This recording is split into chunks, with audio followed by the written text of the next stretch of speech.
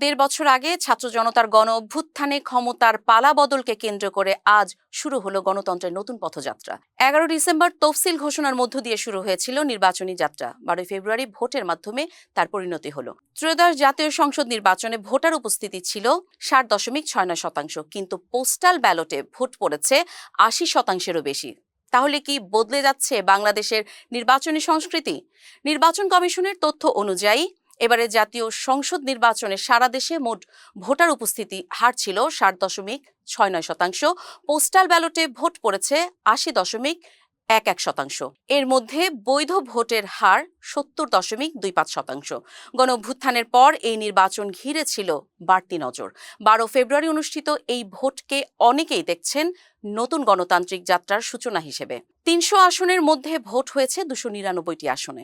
একজন প্রার্থীর মৃত্যুতে শেরপুর 3 আসনের ভোট স্থগিত করা হয়েছিল এবং নির্বাচনে অংশ নেয় মোট 50টি রাজনৈতিক দল। বহু বছর পর শঙ্কামুক্ত ভোটের প্রত্যাশায় গ্রামে গঞ্জে গেছেন লাখো তরুণ, যুবক ও প্রবীণ ভোটাররা। এবারে নির্বাচনে 12,76,95,185 জন ভোটারের মধ্যে প্রায় 4 কোটি তরুণ প্রথমবারের মতো ভোট দিয়েছেন। এখন প্রশ্ন একটাই, এই 60.69% উপস্থিতি কি গণতন্ত্রের আস্থার প্রতিফলন, নাকি সামনে আসবে নতুন রাজনৈতিক সমীকরণ?